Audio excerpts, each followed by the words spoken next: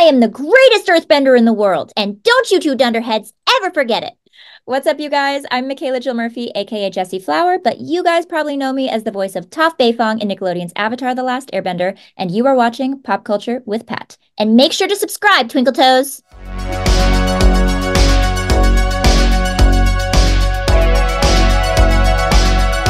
Hey guys, welcome back to Pop Culture with Pat. I am super excited to be joined again by today's guest. You know her as the voice of Toph Beifong in Avatar The Last Airbender. She's also a Yale graduate. Thank you so much for coming on the show today, Michaela. Of course. Thank you for having me back. It's good to see you. You're very welcome. Good to see you as well. So, yeah, I mean, a lot has changed. You've done a lot of stuff in the past like couple of years. So I kind of wanted to kick things off where you've been traveling all over the world doing conventions. You graduated, from Yale. You run your own YouTube channel, the Bandit community. So how do you just able to balance everything and still have you time at the same time?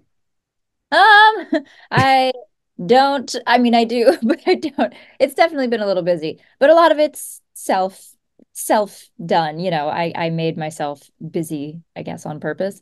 Um, I guess it's a good balance of a decent diet. I try to work out pretty regularly. And I guess I have like a monthly maintenance that keeps me sane. So I have a therapist that I love. I talk to her every week or every couple weeks. I have a facial chick, so I get like a facial once a month, and I love her, and that's like another form of therapy. I get my nails done every couple of weeks, and like that's a form of therapy. So, there's lots of self-maintenance happening along the way with the output as well. So yeah, the YouTube stuff and the traveling and my website kind of subscription, like the Bandit community stuff, like you said, all that is going out, but I'm definitely putting in a lot from massages and facials and other things. So I guess that's how I keep it balanced. I mean, it's so important because, like, even though a lot of that stuff, I'm sure, you have a ton of fun with it. Like myself, like I do like YouTube on the side, but I also have another job that I do. So I kind of have made it over the past like couple of years. I've made a point to myself that I just tell myself I don't need to necessarily. I do like movie reviews and different things like that.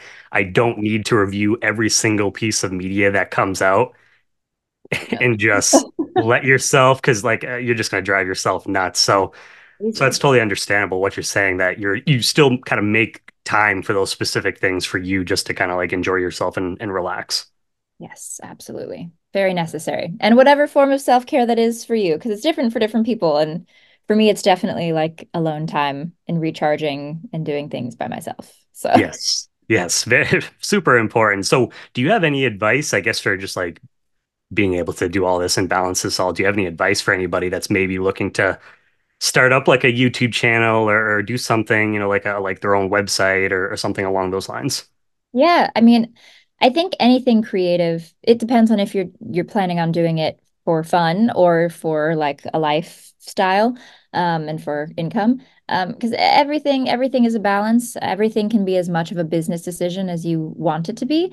So when you're creating art, which I think that even just reviewing things or doing trivia or interviewing people, like all of this is a form of art, right? It's creating something. Um, it is still a business. And so if you are doing it for your livelihood, I think that there's definitely something to consider in that regard. I don't think that the art should be fueled by that. Like you shouldn't be making full decisions, but there are things that you can do after and like with your content and with how you present yourself and like market, I guess, accordingly, that can help a lot of that. So I would say like start organically with just what you feel like you want to do and want to create. And then kind of let it just exist naturally. Let like 6 months, half a year go by, whatever, and just kind of see how it's taken. And then start making little micro adjustments of like how would a business person, how would a CEO view my channel, view my content, and then boost me in the next step or kind of in a newer direction to polish me up a little bit.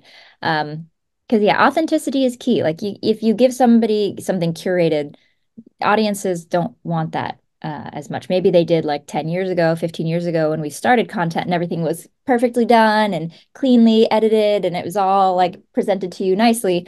But now people just really crave authenticity. They want to see what other people are doing and what other people are up to, and not feel like they're being sold something, you know? So I don't know. Like, It's kind of a weird balance of creative and business mentality, I guess. yeah.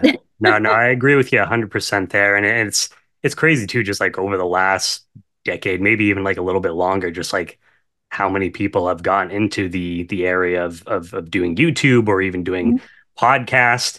It's like seems like everyone's kind of, doing their own thing like nowadays. So it's like you gotta find a way to make sure to stick out as well, because you got so many people in certain fields. Right. But it's also, I think it's also super important to, like you kind of said, to start off, but also give yourself time to um don't be so hard on yourself like right away, because it's going to take time. There's like very few people I feel like that right away just instantly launch off and blow up. Yeah. So make sure to give yourself time, because otherwise you're just going to frustrate yourself. Keep going and have fun with it. If it stops being fun, stop. I feel like too many people are afraid to change their mind. I mean, I definitely was slash am. Uh, yeah, because I was like, oh, but I put so much time and effort into thinking this is what I was doing. And then I got kind of close and I was like, this isn't what I thought. Oh, but I already put in all this effort. Yeah, And but that's kind of the point. Like, you wouldn't know otherwise. So, like, change your mind. It's okay. Just change your mind. yeah, Don't give up. But if you actually change your mind, then change your mind. Like the difference. yeah, exactly. It's okay to make a switch in something for sure. Exactly. So one of the things I wanted to talk to you about, like your channel, like specifically your Tea Time with Toph series, I thought was so much fun, just getting to kind of revisit the episodes and everything. I'm curious, like, do you still find yourself picking up on new things and maybe appreciating a specific episode or scene, even like watching it this go around? 100%. Every time I watch Avatar, I notice new things, or I don't know, or just my state of mind is a little bit different. You know, I'm a little bit older. Like every time I watch it now, I'm going to be older than the last time I saw it. So, like, life happens, new perspectives happen. Yeah. Oh my gosh. I notice new things all the time. I notice tons of stuff that I definitely didn't track when I was recording. Yeah, well, yeah, imagine. Do you have like now, I guess, like, do you have like what are some of your favorite like episodes or scenes that might have been different, initially? Initially, I didn't really have any favorites because I didn't have cable at the time, and so I wasn't really watching along. I know that there were some scenes that were a lot of fun to record, like the Melon Lord scene, obviously, lots of fun. The Ember Island Players was a lot of fun. Tales of Bossing Say was a lot of fun. So, I like remember the recording process. Yeah. Um, and and anytime, speaking of, anytime my cabbages was, screamed, those moments are always fun. But now. I appreciate, and I've said this a lot of different places, but right now my favorite episode is the library. Mhm. I just think that the lore is beautiful. The library itself is beautiful. The owl is like beautiful and scary. And just, I don't know, there's lots of deep embedded little messages, like the kind of the danger and the beauty of knowledge, just like lots of pretty themes. So I love that episode. And I probably wouldn't have said the same thing about it when I was 12. So Yeah. probably not. Um, yeah. Definitely a different perspective, but I mean that's like one of my favorite things as someone who watches, TV or movies. It's like you truly have a good show or movie when you can go back, watch it, no matter how many times that you've seen it, and you still find yourself picking up on little things a year later. Like random for me, Scream, like the original Scream movie that came out in 1996. There was like, Uh-huh. I don't know if it was last year or the year before, but there was a specific line where Jamie Kennedy, he's talking to Randy, and he's talking to Matthew Lillard, and he says, "I'll see you in the kitchen with a knife." And just one day it just clicked, because the end of the movie where they're all kind of, have you seen Scream? Yeah. Yeah. Yeah. Okay. So when they're all like in the kitchen, with the knife, and I was just like, I guess that line just never clicked for me up until that point. And so Yeah. it's just little things like that where you have, shows and stuff like that, and you watch and you're like, wow, I guess I never appreciated or thought of it this way before. Yeah, I mean, that's why we're here still talking about Avatar, because clearly there are lots of things in that show that people are doing that, for where they're like, oh, like I'll rewatch this. And they'll be like, oh, wait, I didn't catch that the first time. Or wait, this is a really good show. Oh my gosh, I want to rewatch it again. Like, yeah, longevity. And you have, I mean, that you have like a lot of the people that grew up on the show, you now you have them showing it to their, their kids, which is pretty, pretty crazy to think about. I imagine when you were a kid, voicing Toph, like, originally, you probably didn't think so. Next year for the premiere will be 20 years from when it premiered, which is insane to think about. I imagine you probably didn't think back then, obviously, that we would get like a live action adaptation of the series. What's Yeah. kind of been the experience like for you just getting to see this adaptation, come to life? It's been weird. I mean, it's been cool. I was excited for it just because, anything around Avatar the last few years has been really cool because like who would have expected that we'd be still talking about this show that I got to be a part of. Um, but the live action is definitely weird. Like I'm so used to seeing the animation, facial expressions, and kind of the overzealous arms, and just like that sort of thing being like humanized is was weird. My brain was like having a hard time computing for for a second because I was like, they're real people. What's going on? Um, but it's been cool. The actors are all very sweet and lovely, and I feel like the cast is wonderfully chosen. Gordon is a sweetheart who plays Aang in the live action. Yeah, everybody's just it's cool. It's cool to watch them make it their own because obviously it's an adaptation, not like a cookie cutter same exact thing. Um, yeah, I don't know. It's been cool. Yeah, as I say, like I said, you just obviously you wouldn't think of it back then, but and then not only that, but I mean now we're getting more animated stuff, as well. So it's like to think 20 years later, it's like, everything's, it's all coming back into the fold. I feel like it honestly, it never really left because the fans have just been so passionate about it and, doing the Comic-Con things and stuff like that. And then it's hit streaming. So, yeah, I feel like it's almost really never really left for you guys.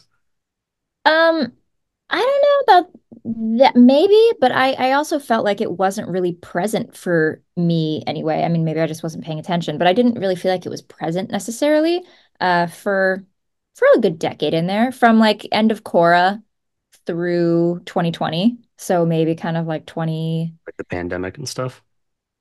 well, yeah, because they put it on Netflix in May of 2020. So Yeah. obviously everything changed. But basically end of Korra, I don't remember when end of Korra was. My brain is 2014, Yeah. 2015. Sounds, yeah, So yeah, basically 2014, 2015 to 2020 kind of felt like it was like, okay, great. And then like the show's over and like Cora's over and like it just kind of felt like a lull. Like there wasn't much happening around it talking about it. And obviously people have been fans for a while. There definitely were subreddits of, Avatar fans talking about different stuff, of course, but not to the level that it is now. So there was like 5, 6 years where it kind of just felt like meow and like yeah. nothing, like, oh, we just like it's over. And then And now it's then back in full force. sure. Yeah. So I imagine like obviously you've probably have like seen this too. So now that it was cool that we got the announcement for both seasons 2 and 3 at the same time for the live action adaptation. And Yes. obviously we know who's going to be coming, in season 2. So that's been the Big chatter. guesses. I wonder who. That's been the chatter. I obviously like I'm a big like top fan, so really looking forward to seeing the character like introduced. Yeah. I'm curious, like for you, like, what advice would you have for the next actor to take on this character? Uh, you know, Dante kind of is a great example because he has mentioned kind of speaking with Dallas about like his Zuko and everything. And he, I'm kind of emulating his words a bit, in that it's up to them to make it their own. I mean, you have the source material. Obviously, Mike and Brian created a beautiful world and a beautiful show and lots of great characters. But what is your version? You know, it's not the same art and it's not as creative when you're just copying. So what is your Zuko? What is your Toph? What is your Sokka? What is, just what is your version? So my biggest thing is like, you know, she's stubborn and opinionated and kind of marches to the beat of her own drum. So be stubborn and opinionated and march to the beat of your own drum. And if you do that, you can't upset too many people because she's supposed to be that. You know what I mean? Exactly. And have fun, obviously. She's just out here trying to be a badass and have fun, you know what I mean? Yeah. So. Yeah, so such a fun character. Yeah, I mean, like I said, I've seen there's and I can't think of the person's name right now, which is going to bug me, but I've seen there's like a video which I feel like you've probably have seen where a girl and she was working with like a stunt team and she was dressed up as Toph and they were kind of like throwing like doing some like earth bending, like a little bit of like fighting. It's Hmm. on I saw it on like Instagram and I can't think of the actress's name, but a lot of people are like, "Oh, she would maybe be a good choice." I've also seen, which I think would be fun for season two for the Boulder, a lot of people wanting Dwayne Johnson to be the I Rock. think that is so funny that so many people are like, it should be Dwayne Johnson. We'll see. I mean, Yeah. Netflix has pulled crazier stuff before, so hey, who knows? Yeah. Who That would be hilarious. Yeah, I mean, you've gotten to meet, several of the different like cast members because I think I saw that you had got to go to the premiere, which must have been, pretty wild for you just to kind of get to experience all that. What was just like the interactions with all of them and how does it feel to be a veteran, kind of passing on the torch to the next cast? It was really cool. It was quite surreal, but it was also strange because I'm kind of, well, I feel like I'm in a similar age range to a lot of Avatar fans. I'm kind of in this um, millennial cusp of Gen Z weird like moment because I'm 29. And so I'm like in between like two eras of like my life.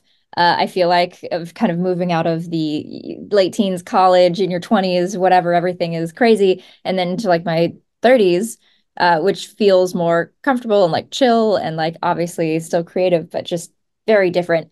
And so passing a torch at this point, it feels I'm like, wait, I'm still young. Like I'm still doing something. Like it's weird to my head to be just like passing it on to the young people, but also I'm But I still am. 20s, technic, for a little bit longer. So yeah, it was definitely kind of wild.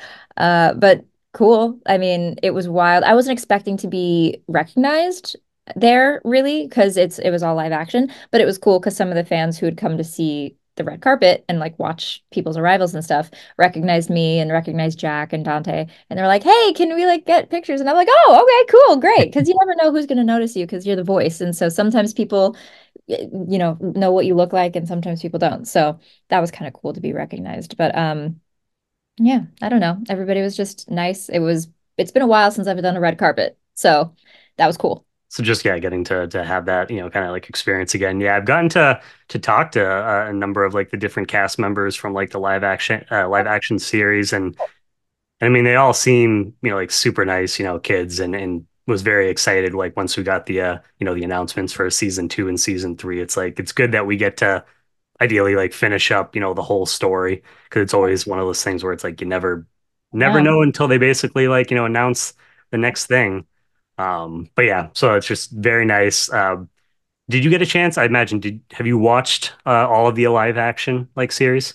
Mhm. Okay. Yeah. I would say before I like ask you like the next question. So like being a fan first, like this time around, what was your favorite episode from this first season of the live action adaptation? I don't know actually. I feel like I like the second half a little better than the first half. I feel like everybody like settled into their characters and settled into the story a little bit. So it was like it flowed a little more nicely. Gosh, I don't know. I actually haven't thought about which one. You know, for Maybe maybe for me episode personally, two was like probably my was one of my favorite. really Yeah. interesting. I really liked 5 and 6 as well. I don't know. Oof. I think part of it for me, I think just like I'm gonna have to think Suki, about it. I'm gonna the just talk about it. introduction It might be 5. But might be anyway, so, bad. so Suki's introduction, you really like Suki's introduction. Yeah, I thought Maria Jung I thought she killed it like as Suki, and like we only got to see her the one scene, and then also Kyoshi too. That the fight scene that we got, just like that those couple minutes. I thought both of those things were amazing, and seems like a lot of people love them as well online because I've just seen tons of reels and edits and stuff like that from all the different fans. So that probably one of my favorites. Yeah, which was five. I'm trying to remember off the top of my head. Was It's that been a second Spirited? because I watched it. I know it's only April and it only came out like a month ago, but it feels like forever ago. And so I'm trying to remember the name. It might. Gosh, I feel like it might be Spirited Away. And if I yes, I think so. It was when there was a lot of spirit world overlap, and I just thought that it was really beautiful. Yeah, so I think that's the right. it's the right one. I thought so that particular episode, if we have it right, and if we don't, guys, don't kill us. Yeah, if Um, you don't listen. but that particular episode, getting to see Ko in live action, if I was a little kid, It's a little that terrifying. yeah, that would scare the shit out of me. I mean, Yeah, he was pretty scary in the even the animated series too. So absolutely. Scary. Yeah, the live action's not messing around. They're no, not holding back. just even like opening up the series too with like seeing some of the people getting burned up by like the firebenders and stuff like that. I was like, Yeah. okay, we're going like a little bit, which makes sense. Like you maybe want to like darken it like some aspects like a little bit, but I was kind of surprised by that. Yeah, it's pretty intense. Between all the fans that like you've interacted with over the years and just like all the anticipation for now like Toph like showing up in the Netflix series, what does it kind of mean to you just knowing that you helped bring to life a character that's just connected so deeply with this fan base over the past 20 years? I think I'm still processing. I mean, I always say that it's really cool to talk to fans and cool to talk to people who resonate so much with Toph, especially as just a young girl who feels a little different or feels a little like more on the outskirts or a little tougher, more tomboy-esque to, people with disabilities and being like Toph is the first character I could relate to. She's the first character who made her disability her strength and is empowered by it and jokes about it and like isn't skirting around it, tiptoeing and not talking, and so there's just so many stories and so many people I've been able to connect with over the past few years, and it's still happening. Um, that I'm probably still processing a little bit how much of the impact that she's had. Uh, but I, am able to at least recognize a little bit at this point just how cool it is and how grateful I am to have voiced her. Um, and that I keep learning a lot from her too. Like I personally am also pretty stubborn, pretty opinionated, pretty independent, and I'm like, I can carry my own weight, And then it's like, no, you need friends. It's like, you need good friends. Don't just pick any Yes. friend. But like, when you find good people who, despite your differences, and of course they're gonna be little spats here and there, but they have your best interest at heart. They're good people. Like you need your core, you need your friends, and so I think there's a lot that I've learned from her in the past few years even, and that I still am learning her strengths and weaknesses and Katara's strengths and weaknesses. I mean, all these characters are so lovely in their flaws and in their strengths, so I just keep using them as little pillars of reflection that I also happen to be a part of in the credits, which is pretty cool. So Yeah, I mean that's so cool to be able to do with with a character like that. I mean, yeah, all the characters are so the writing on the show was was amazing, especially for something I think initially when it came out where they were like, oh, initially people might have thought, oh, this is a kid show, but then there's a lot of adult themes and stuff that people pick up on years later. So again, just I think a testament to how good, the show is that you can years later still, pick up on stuff and you getting to meet all these fans. Like I'm sure you've met some like so incredible cool. people over the past like several years. Cons have really gotten like popular like over the last like decades. That's wild. Like I had no idea. I had no idea. And it's changed. Like they're a lot more popular now. Like it's Yeah. much more normal, just kind of, people who aren't even that into necessarily anime or animation go because it's something fun, it's something for the family, it's something whatever, right? Yep. But a few years ago, I think I'd gone to maybe like three or four, yeah, since Avatar came out over the, decade after or something. And then 2020 hit and it was like, whoa, what's going on? This is crazy. Which is It kind of wild too, because like obviously when that happened, a lot of people specifically like with cons too were kind of like, what's gonna, happen? Like everything was kind of thrown into chaos. But I almost feel like was, since the pandemic, I almost feel like cons have gotten even stronger. Like, but it's probably just after everything people that went through, I feel like a lot of people just like kind of want that interaction with others and celebrating fandoms and stuff like that. So I think that probably plays a part into it for sure. Sure, and connection just with humans and like appreciating art and having fun with creativity and cosplaying. Yeah, just like life. We missed life for a couple years there, and so it really, I think, came back super strong because people were like craving all of that connection and creativity. And now it feels like we hit the really high peak right after COVID, and now we're kind of settling back into it. It's higher, it's more popular still than before, but Yeah, it's a little bit stabilized. leveled a little bit. Yeah, it's not as crazy as it was. Exactly. Is Yeah. there, just to kind of to wrap things up for you, Michaela, is there anything that else that, or I should say, what is next for Michaela Jill Murphy? Do you have any particular projects that are coming up for you that you can talk about? Do you have any goals for just like, the next year or?